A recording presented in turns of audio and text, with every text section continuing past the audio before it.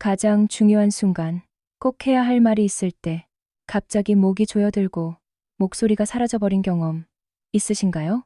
마치 투명한 벽에 가로막힌 것처럼 머릿속에 수만 가지 단어가 단 하나의 소리도 되지 못하고 흩어져 버리는 그 절망적인 느낌을요. 오늘 저는 15년 동안 남편의 조용히 해라는 말 한마디에 자신의 목소리를 잃어버렸던 한 여성의 이야기를 들려드리려고 합니다. 이것은 단순히 말을 되찾는 과정에 대한 이야기가 아닙니다. 한 사람이 자신의 존재를, 자신의 세계를 어떻게 되찾아가는지에 대한 기록입니다. 영상을 끝까지 봐주세요. 그녀가 기적적으로 목소리를 되찾게 된 비결은 어떤 극적인 사건이나 대단한 깨달음이 아니라 아주 작고 사소하게 들리는 하나의 소리에 숨겨져 있기 때문입니다. 그 비밀이 궁금하시다면 지금 바로 구독과 좋아요를 눌러주세요. 괜찮아요. 여기 오신 거 아무한테도 말 안 할게요. 그들이 처음 내 상담실 문을 열고 들어왔을 때 나는 공기의 밀도가 달라지는 것을 느꼈다. 남편인 박민준 씨는 40대 후반의 건장한 체격에 자신감 넘치는 목소리를 가진 남자였다. 그는 들어오자마자 악수를 청하며 상담실이 참 아늑하다. 오는 길이 조금 막혔다. 와이프가 요즘 좀 예민해서 와봤다는 식의 이야기를 쉴 새 없이 쏟아냈다. 그는 공간을 자신의 목소리로 가득 채우려 하는 사람처럼 보였다. 그리고 그의 뒤에는 마치 그림자처럼 아내 서윤희 씨가 서 있었다. 그녀는 남편보다 두어 살 어려 보였지만 깊게 팬 눈가의 주름과 희미한 표정 때문에 나이를 가늠하기 어려웠다. 그녀는 존재감이 없었다. 어깨는 안으로 움츠러들어 있었고 시선은 늘 바닥의 특정 지점에 고정되어 있었다.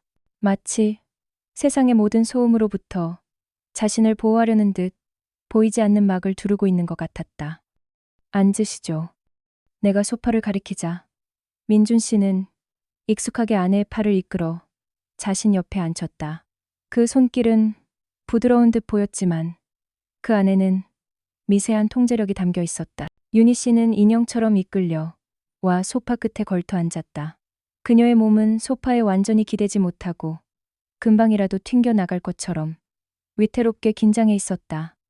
나는 두 사람에게 차를 권하며 자연스럽게 대화를 시작했다.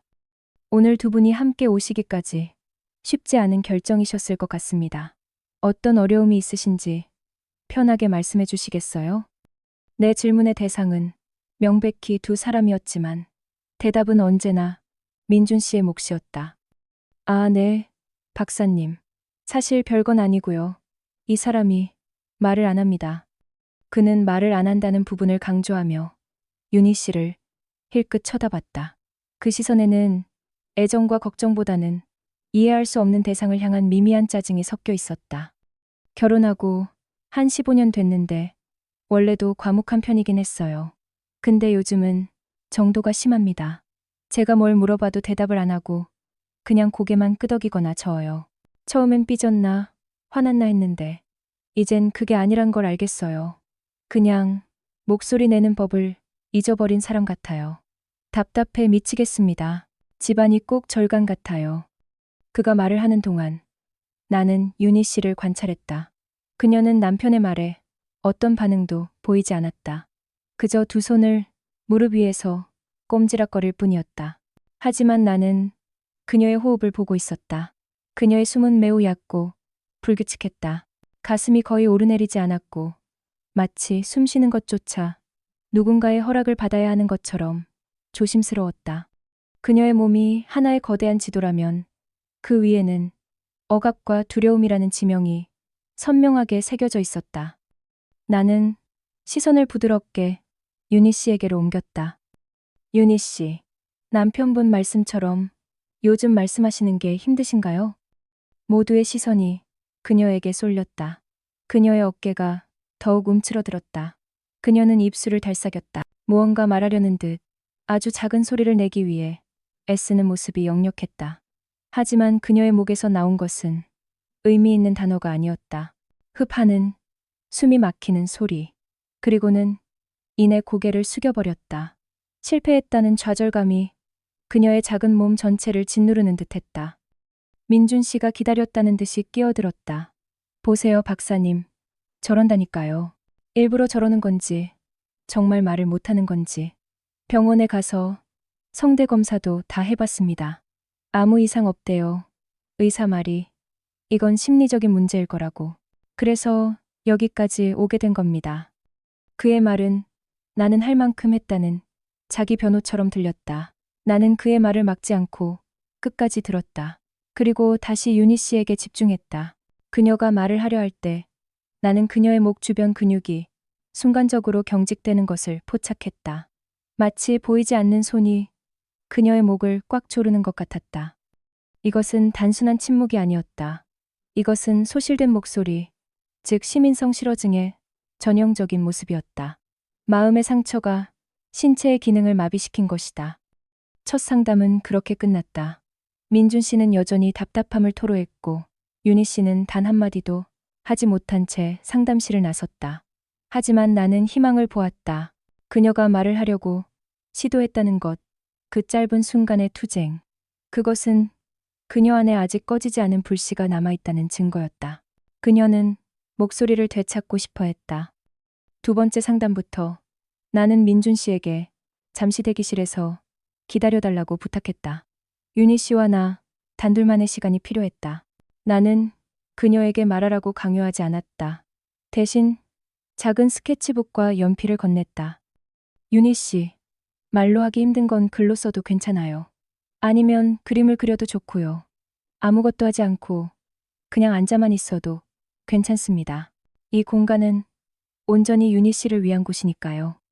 그녀는 잠시 망설이다가 조심스럽게 연필을 집었다.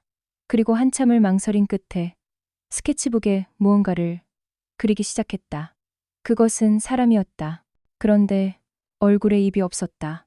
그 입이 있어야 할 자리에는 자물쇠가 단단히 채워져 있었다. 나는 그림을 보고 조용히 고개를 끄덕였다. 그녀의 첫 번째 표현이었다. 우리의 상담은 침묵의 고고학과 같았다. 나는 그녀의 표정, 몸짓, 숨소리, 그리고 그녀가 그려내는 그림들을 통해 15년이라는 시간의 지층 아래 묻혀버린 그녀의 목소리를 발굴해 나가야 했다. 몇 번의 상담이 더 진행된 어느 날, 나는 그녀에게 과거의 기억에 대해 물었다. 언제부터 말하는 것이 힘들어졌나요? 특별한 계기가 있었을까요? 유니 씨는 연필을 들고 오랫동안 생각에 잠겼다. 그리고 천천히 아주 작은 글씨로 문장을 써내려가기 시작했다. 결혼 초였어요. 남편은 활달하고 인기가 많은 사람이었어요. 저는 조용한 편이었고요. 시댁 식구들과의 모임이나 남편 친구들과의 자리가 많았어요. 저는 그런 자리가 어색해서 말을 잘 못했어요. 그러면 남편이 집에 오는 길에 항상 말했어요. 그녀는 잠시 글쓰기를 멈추고 숨을 골랐다. 그녀의 호흡이 다시 얕아지고 있었다. 나는 그녀가 다시 안정을 찾을 때까지 기다려주었다. 잠시 후 그녀는 다시 글을 이어갔다. 당신은 왜 그렇게 입을 꾹 다물고 있어? 분위기 망치게. 그냥 웃고 고개만 끄덕여. 내가 다 알아서 할 테니 당신은 제발 조용히만 있어줘. 그게 도와주는 거야. 스케치북에 적힌 문장들은 마치 법정의 판결문처럼 차갑고 단호했다. 나는 그 문장들에서 민준 씨의 목소리를 들을 수 있었다. 그는 아마 아기가 없었을 것이다. 그 나름의 방식으로 아내를 보호하고 상황을 효율적으로 통제하려 했을 것이다. 하지만 그 효율이라는 칼날은 보이지 않게 유니 씨의 영혼을 베고 있었다. 조용히 해. 가만히 있어. 내가 알아서 할게. 이 말들은 15년 동안 수없이 반복되었을 것이다. 처음에는 남편을 돕기 위해, 가정을 위해 스스로 입을 닫았던 유니 씨. 하지만 시간이 지나면서 그 침묵은 선택이 아닌 의무가 되었다. 그녀가 무언가 의견을 내려고 하면 남편은 또 왜 그래? 그냥 조용히 넘어가자라며 그녀의 말을 막았다. 그녀의 목소리는 문제나 소음으로 취급받기 시작했다. 그녀는 스케치북 한 페이지를 더 넘겨 그림을 그렸다. 수도꼭지였다. 그런데 그 수도꼭지는 꽉 잠겨 있었고 그 아래에는 물 한 방울 없이 말라 비틀어진 화분이 놓여 있었다. 나는 그 그림의 의미를 단번에 알 수 있었다. 그녀의 목소리는 내면에서 솟아나는 생명수와 같았다. 하지만 그 근원이 차단당하자 그녀의 영혼이라는 화분은 서서히 말라가고 있었던 것이다. 남편분의 그 말이 마치 주문처럼 윤희 씨의 몸에 새겨진 것 같군요.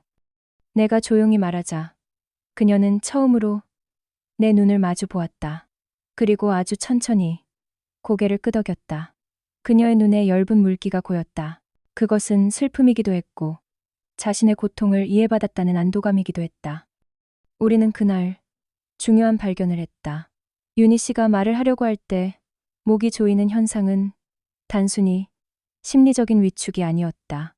그것은 조용히 하라는 외부의 명령에 15년 동안 복종해온 몸이 만들어낸 조건반사적인 방어기제였다. 그녀의 몸은 말을 하는 행위 자체를 위험 신호로 인식하게 된 것이다. 위험 앞에서 생존을 위해 몸을 움츠리듯 그녀의 후두와 성대는 말을 하려는 순간 꽉 닫혀버렸다. 스스로를 보호하기 위해 스스로를 침묵시키는 아이러니였다. 이것을 깨닫는 순간 치료의 방향이 명확해졌다. 그녀에게 필요한 것은 말하기 훈련이 아니었다. 그녀의 몸에게 말하는 것은 안전하다는 새로운 신호를 가르쳐주는 과정이 필요했다. 다음 상담에 나는 다시 민준 씨를 함께 들어오게 했다. 그리고 내가 윤희 씨와 함께 발견한 것들을 그에게 설명했다. 민준 씨, 아내분은 일부러 말을 안 하는 게 아닙니다. 말을 하려고 할 때마다 몸이 극도의 긴장 상태에 빠져서 목소리가 나오지 않는 겁니다. 마치 누군가 목을 조르는 것과 같은 신체적 고통을 느끼는 거죠. 민준 씨의 표정은 복잡했다. 불신과 충격, 그리고 아주 약간의 죄책감이 스쳐 지나갔다. 아니, 제가 무슨 목을 졸랐다는 겁니까? 저는 그냥 집안이 시끄러운 게 싫었을 뿐입니다. 다 좋자고 한 소리였어요. 알고 있습니다. 민준 씨의 의도가 나빴다고 말하는 게 아닙니다. 다만 그 좋자고 한 소리가 지난 15년간 반복되면서 윤희 씨의 몸에는 말을 하면 위험하다는 공식으로 입력된 겁니다. 우리의 뇌와 몸은 생각보다 훨씬 정직하거든요. 나는 그에게 교감신경계와 부교감신경계에 대해 아주 쉽게 설명해 주었다. 위협을 느끼면 교감신경계가 활성화되어 몸이 싸우거나 도망갈 준비를 하고 이때 목소리 같은 비필수적인 기능은 정지된다는 사실을, 그리고 안전하다고 느끼면 부교감신경계가 작동해 몸이 이완되고 편안하게 목소리를 낼 수 있게 된다는 것을. 지금 윤희 씨에게 필요한 것은 말해봐 라는 재촉이 아닙니다. 말해도 괜찮아, 여기는 안전해라는 느낌입니다. 그리고 그 느낌을 줄 수 있는 가장 중요한 사람이 바로 민준 씨입니다. 민준 씨는 한동안 말이 없었다. 그는 아내를 바라보았다. 늘 불만스럽게 바라보던 시선이 아니었다. 처음으로 아내를 낯선 존재, 자신이 상상조차 못했던 고통을 겪고 있는 존재로 바라보는 듯했다. 그날부터 우리는 새로운 훈련을 시작했다. 나는 그들에게 말하기를 금지했다. 대신 하루에 10분씩 마주 앉아 오직 호흡에만 집중하라고 했다. 민준 씨는 아무 말도 하지 마세요. 그저 아내의 숨소리를 들어주세요. 아내의 어깨가 올라가고 내려가는 것을, 가슴이 부풀었다가 가라앉는 것을 지켜보세요. 윤희 씨는 남편의 시선 아래서 최대한 깊고 편안하게 숨을 쉬려고 노력해보세요. 이것은 단순한 호흡 훈련이 아니었다. 이것은 두 사람의 관계를 재설정하는 의식이었다. 말을 통해 상대를 통제하고 평가하던 관계에서 존재 자체를 느끼고 받아들이는 관계로 전환하는 첫걸음이었다. 처음에는 끔찍하게 어색했다. 민준 씨는 10분을 견디지 못하고 자꾸만 무언가 말을 하려 했고, 윤희 씨는 그의 시선 아래서 숨 막혀 했다. 하지만 나는 그들이 포기하지 않도록 격려했다. 몇 주가 지났을까. 상담실에 들어서는 두 사람의 분위기가 미세하게 달라져 있었다. 박사님, 이상한 경험을 했습니다. 민준 씨가 먼저 입을 열었다. 언제나처럼 마주 앉아 있는데 문득 아내의 숨소리가 다르게 들리더군요. 전에는 그냥 퓨, 퓨 하고 끊어지는 소리였는데 그날은 아주 길고 깊은 숨을 내쉬는 거예요. 후 하고. 그런데 그 소리를 듣는데 이상하게 제 마음이 편안해지더라고요. 15년 만에 처음으로 집안에서 평화를 느낀 것 같았습니다. 그의 말을 듣는 동안 윤희 씨는 희미한 미소를 짓고 있었다. 그녀는 스케치북에 이렇게 썼다. 남편이 제 숨소리를 듣고 있다는 걸 알았어요. 저를 평가하는 게 아니라 그냥 들어주고 있다는 느낌. 그 순간 목을 조이던 손이 조금 느슨해지는 것 같았어요. 호흡은 그들 사이에 새로운 언어가 되고 있었다. 얕고 거친 숨은 불안이라는 단어였고 깊고 고른 숨은 안전이라는 문장이었다. 그들은 이제 말없이도 서로의 상태를 읽고 서로를 안심시킬 수 있는 방법을 배우기 시작했다. 남편이 사용하던 침묵이라는 단어는 이제 정적이나 불응의 의미가 아니었다. 아내가 느끼는 침묵은 더 이상 억압이 아니었다. 두 사람 사이의 침묵은 점차 안전함과 편안함으로 채워져 가고 있었다. 여기까지가 그들 여정의 가장 중요한 전환점이었습니다. 상대를 바꾸려던 남편은 자신을 바꾸기 시작했고 세상으로부터 숨으려던 아내는 자신의 몸과 마주하기 시작했습니다. 지금부터의 이야기는 이 작은 변화가 어떻게 그들의 일상을 그리고 마침내 그녀의 목소리를 되찾게 했는지에 대한 것입니다. 만약 이 이야기가 당신의 마음에 깊은 울림을 주고 있다면 잠시 멈춰 좋아요를 눌러주세요. 이런 이야기들이 누군가에게는 절실한 희망이 될 수 있다는 것을 저에게 알려주는 소중한 신호가 됩니다. 호흡 훈련으로 안전의 기반을 다진 후 우리는 다음 단계로 나아갔다. 현실 세계의 위협에 대처하는 방법을 배우는 것이었다. 윤희 씨에게 위협은 거창한 것이 아니었다.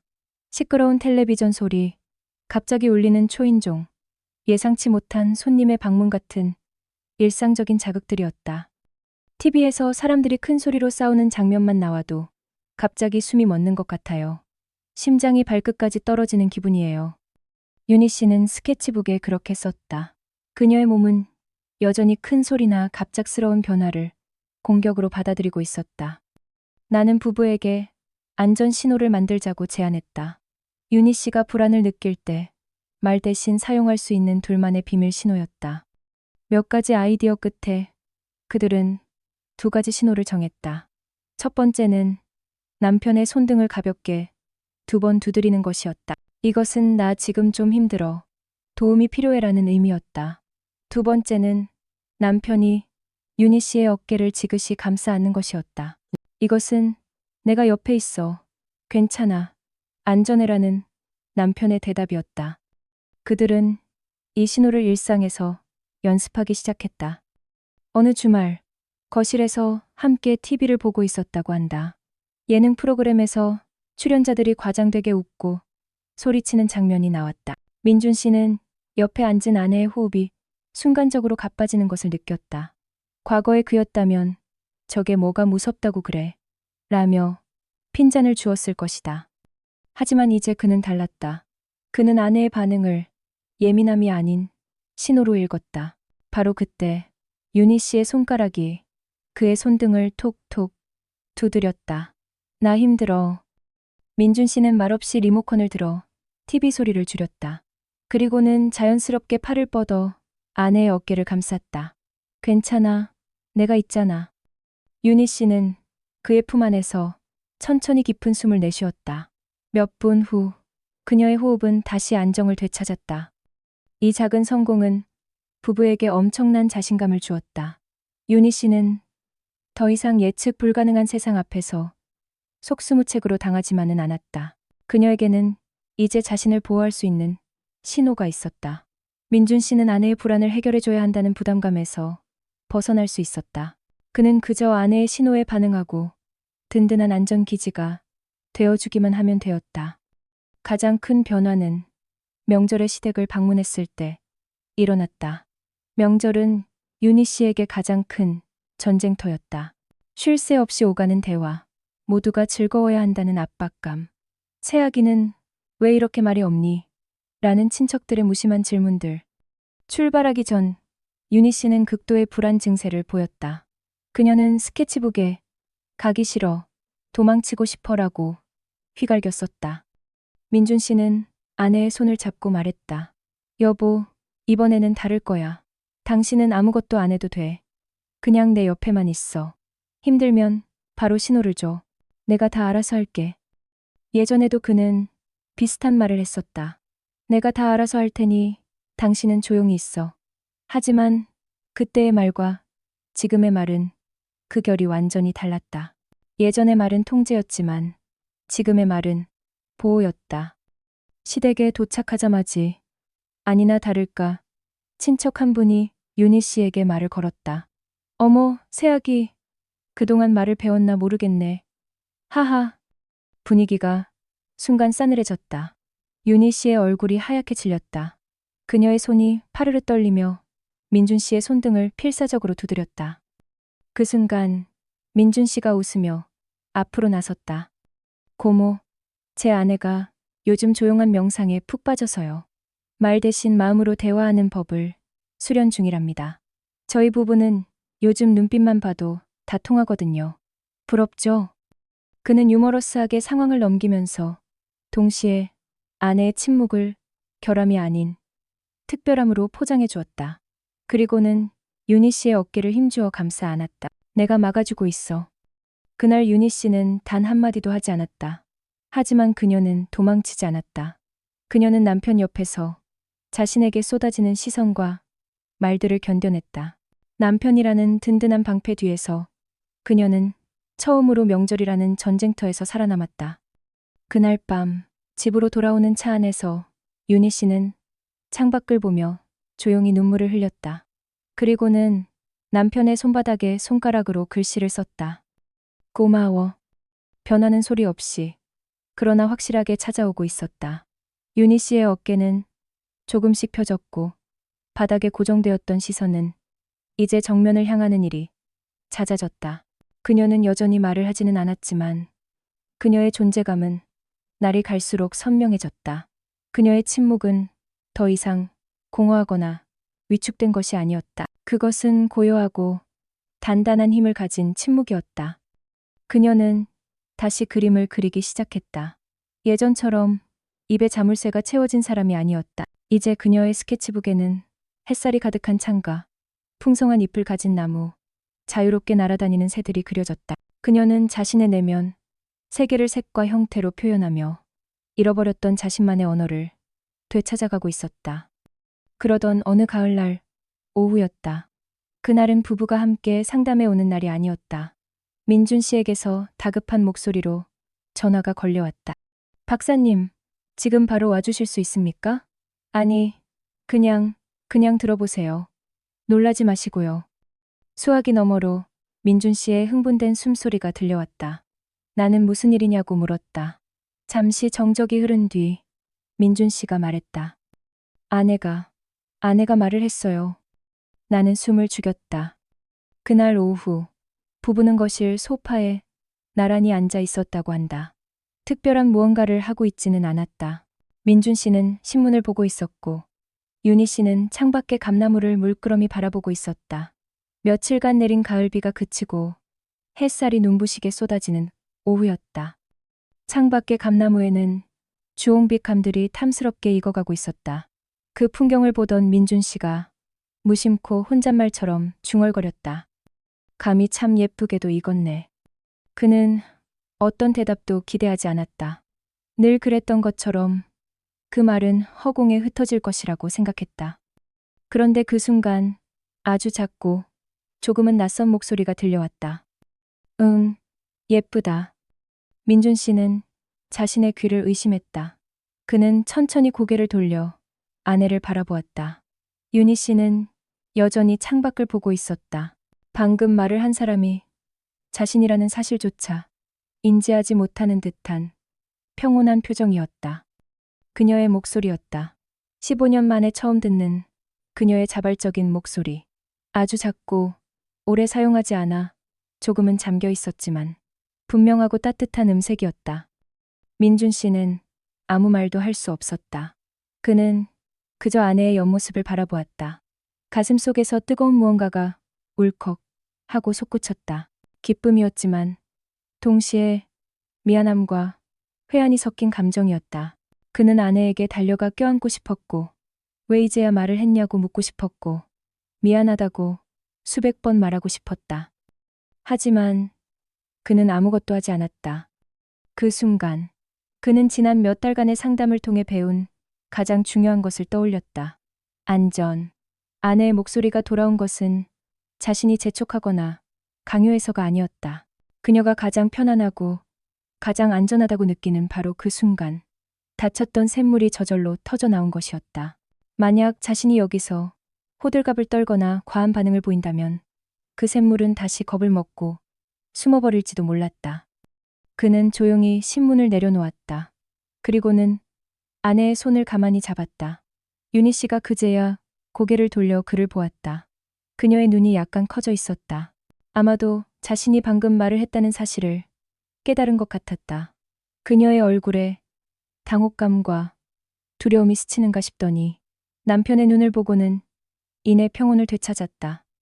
남편의 눈에는 왜 이제야 말했어? 라는 추궁이 없었다. 그저 따뜻한 미소와 들었어. 참 좋은 소리다라고 말하는 듯한 깊은 안도감이 담겨 있었다. 그들은 한참 동안 아무 말 없이 서로의 손을 잡고 있었다.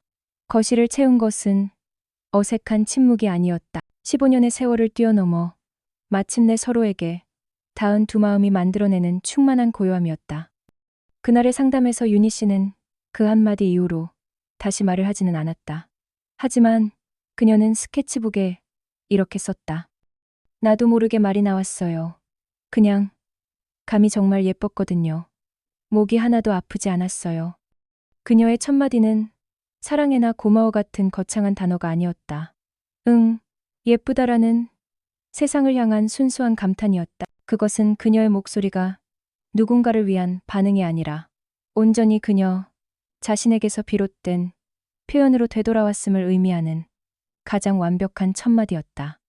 그 후로 윤희 씨는 천천히 아주 조금씩 말을 하기 시작했다. 물 좀 줘. 오늘 날씨 좋다 같은 짧고 일상적인 말들이었다. 그녀의 목소리는 여전히 작고 조심스러웠지만 그 안에는 이전에는 없던 단단함이 느껴졌다.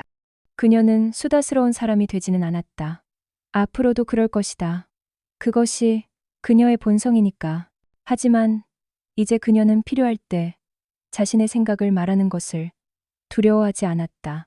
자신의 웃음소리를 어색해하지도 않았다. 그녀는 자신의 목소리가 가진 고유한 음색과 리듬을 되찾았다. 더 큰 변화는 민준 씨에게서 일어났다. 그는 말이 많은 사람에서 듣는 사람이 되었다. 그는 아내의 짧은 말 한마디에 담긴 수만 가지 의미를, 그녀의 침묵 속에 흐르는 깊은 감정을 읽어내는 법을 배웠다. 그는 더 이상 집안을 자신의 목소리로 채우려 하지 않았다. 대신 그는 아내의 작은 목소리가 울릴 수 있는 고요한 공간을 만들어주는 사람이 되었다. 그들의 마지막 상담날, 나는 두 사람에게 물었다. 이제 두 분의 여정은 어디를 향하게 될까요? 민준 씨가 아내를 바라보며 미소 지었다. 그러자 윤희 씨가 내가 상담 기간 동안 들었던 가장 긴 문장을 말했다. 아주 차분하고 명료한 목소리였다. 그냥 같이 걸어갈 거예요. 가끔은 제가 말하고 가끔은 남편이 말하겠죠. 또 가끔은 둘 다 조용히 같이 감을 볼 거고요. 그녀의 말에 민준 씨가 조용히 덧붙였다. 아내가 하는 말은 뭐든 다 좋습니다. 근데 전 아내가 조용히 웃을 때가 제일 좋습니다. 나는 그들을 보며 미소 지었다. 그들은 완치된 것이 아니었다. 그들은 회복의 과정에 있었다. 상처는 아물었지만 흉터는 남을 것이다. 하지만 이제 그 흉터는 고통의 상징이 아니라 그들이 함께 이겨낸 시간의 증표가 될 것이다. 목소리는 단순히 공기의 진동이 아니다. 그것은 한 사람의 존재 그 자체다. 우리가 누군가의 목소리를 막는다는 것은 그의 존재를 지우려는 것과 같다. 반대로 우리가 누군가에게 말할 수 있는 안전한 공간을 내어준다는 것은 그의 영혼에 숨 쉴 공간을 주는 것과 같다. 서윤희 씨의 이야기는 어떤 특별한 기적에 대한 것이 아니다. 이것은 한 사람이 다른 한 사람의 세상에 온전히 귀 기울여 줄 때 얼마나 놀라운 변화가 일어날 수 있는지에 대한 증거다. 오늘 이야기에서 당신 자신의 한 조각을 발견하셨나요? 어쩌면 당신도 누군가에게 조용히 해라고 말했거나 혹은 그런 말을 듣고 당신의 목소리를 삼켜야 했던 경험이 있을지 모릅니다. 만약 그렇다면 오늘 밤 당신 곁에 있는 소중한 사람의 숨소리에 가만히 귀 기울여 보는 것은 어떨까요? 오늘 이야기가 당신의 마음에 닿았다면 당신의 생각을 댓글로 남겨주세요. 저는 여러분이 남겨주시는 모든 이야기를 하나하나 소중하게 읽어봅니다. 그리고 마음의 소리에 귀 기울이는 더 많은 이야기들을 놓치지 않으려면 구독과 알림 설정도 잊지 마세요. 다음 시간에 다시 만날 때까지 당신의 소중한 목소리를 그리고 당신 곁에 있는 사람의 목소리를 잘 돌봐주시길 바랍니다. 너무 부담 갖지는 마세요. 준비되기 전까지는 제가 일부러 말 시키진 않을 테니까요.